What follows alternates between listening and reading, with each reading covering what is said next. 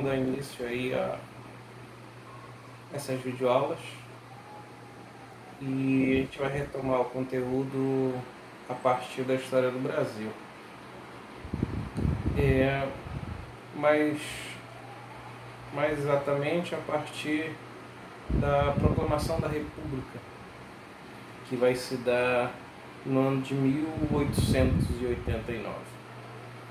Mas antes da gente de fato começar a trabalhar o Brasil contemporâneo, a gente precisa entender um pouco como é que vai se dar esse processo de implantação da República no Brasil.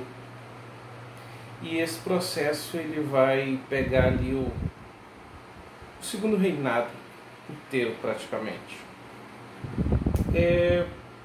A implantação da República ela vai estar associada diretamente à abolição da escravidão. Tanto que a abolição da escravidão ela vai se dar no ano de 1888. Um ano depois, a República então é instaurada. De que modo o fim da escravidão vai levar ao desgaste do Império? De que modo a escravidão, o fim da escravidão, vai levar ao surgimento de novas forças sociais, políticas e econômicas no Brasil? Então, esse primeiro momento a gente vai estar entendendo exatamente como que a luta abolicionista, como é que o movimento abolicionista ele vai enfraquecendo paulatinamente, gradativamente, o poder de Dom Pedro II. Então, a gente vai voltar um pouquinho mais no tempo e vai ali para 1822, o ano em que o Brasil se torna independente. Em 1822, o Brasil acaba se tornando independente a partir do grito do Ipiranga de Dom Pedro I, que a gente sabe que a história não é exatamente assim, mas vamos seguir em frente. As nações que foram responsáveis pelo reconhecimento do Brasil como independente, você vai ter ali de início os Estados Unidos, você vai ter a Inglaterra e você tem o próprio Portugal, que são as três nações que vão ter interesses nessa proclamação.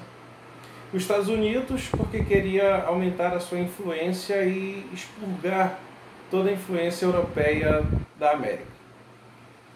Os ingleses, eles tinham interesse no mercado brasileiro, porém a sua aliança com Portugal fez com que ele não fosse imediatamente a aceitar essa independência. E Portugal, percebendo que não tinha forças militares para impedir essa separação da sua antiga colônia Brasil de Portugal, então ela vai colocar algumas condições para que o Brasil possa se tornar independente. Dessas três, o que nos interessa aqui vai ser a inglesa.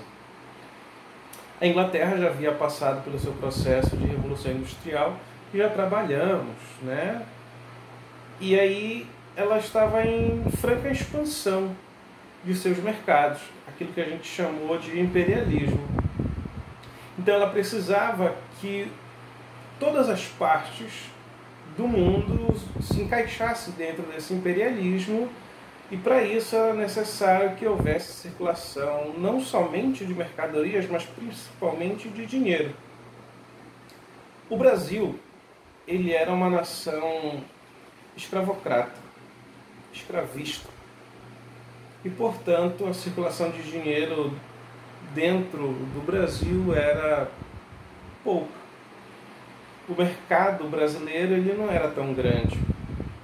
Então a Inglaterra, já em 1822, uma de suas cláusulas para que reconhecesse a independência do Brasil foi atrelar o comprometimento de Dom Pedro I na abolição da escravidão num prazo de 50 anos. E isso já nos leva a um primeiro elemento. Se isso acontece no ano de 1822 e a escravidão só é finalmente abolida no ano de 88, significa dizer que o Brasil ele não cumpriu com essa primeira parte aí desse acordo. E isso vai desencadear novas ações inglesas no futuro. Então, de 1822, a Inglaterra já começa a pressionar o Brasil para que ele viesse a abolir a escravidão. Passa todo o Primeiro Império e nada é feito efetivamente para que a escravidão viesse a ser suplantada. Vem o período regencial, que vai ser marcado por grandes movimentos sociais, até mesmo por movimentos que lutavam pelo fim da escravidão, mas a escravidão ela vai permanecer de pé. E vem o Segundo Império, o Segundo Reinado, com Dom Pedro II, e aqui as coisas começam a ganhar novas cores. A partir de 1840, a Inglaterra começa a realizar novas ações para acabar com a escravidão no Brasil. Uma dessas ações vai ser uma lei que proibia o tráfico internacional de escravos. Todo navio negreiro que fosse capturado no Oceano Atlântico seria confiscado e levado para a Inglaterra. Obviamente que era uma lei que tinha o caráter internacional, mas era focada no Brasil, porque o Brasil basicamente era a última nação escravista da América do Sul. Então, esse foi o primeiro movimento, o segundo movimento, melhor dizendo, que a Inglaterra fez para que o Brasil viesse a acabar com a escravidão. E isso vai colocar o Dom Pedro II numa situação delicada.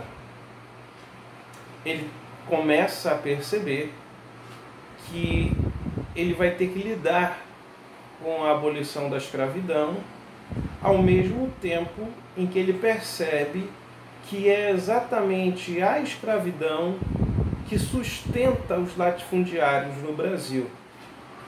E que acabar com a escravidão seria retirar grande parte dessa força produtiva que existia desses latifundiários, e esses latifundiários era o sustento político, econômico e social do Império.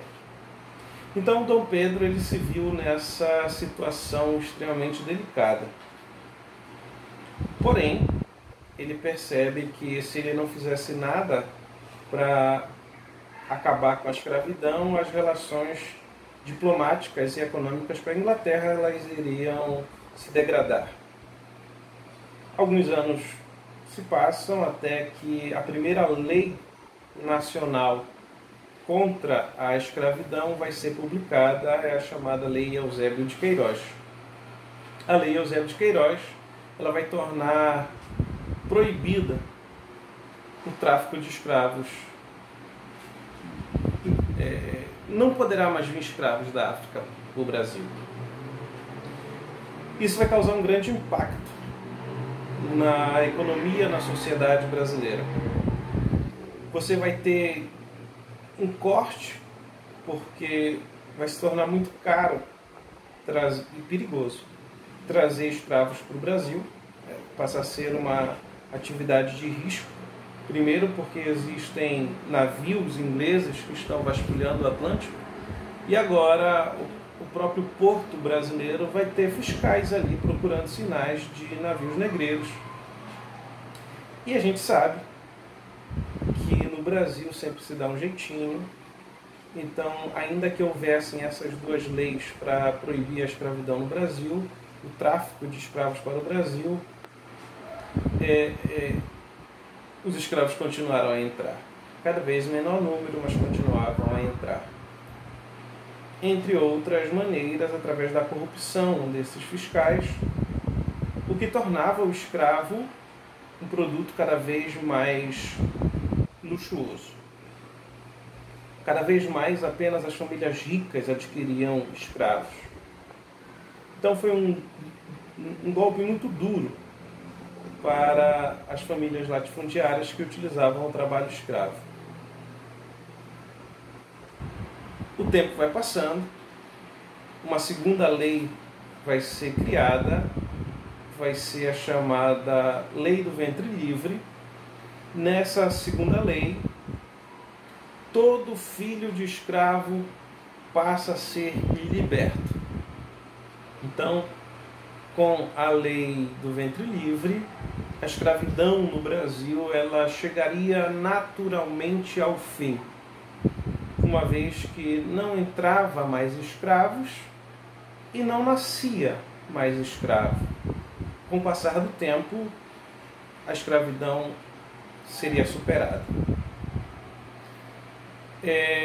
Dom Pedro, então, ele percebendo que essas duas leis dariam conta da escravidão, acabar com a escravidão, e na tentativa de permitir que os latifundiários continuassem a utilizar a mão de obra desses indivíduos, ele determina que os filhos desses escravos deveriam continuar trabalhando para os seus antigos senhores para que pudessem pagar uma indenização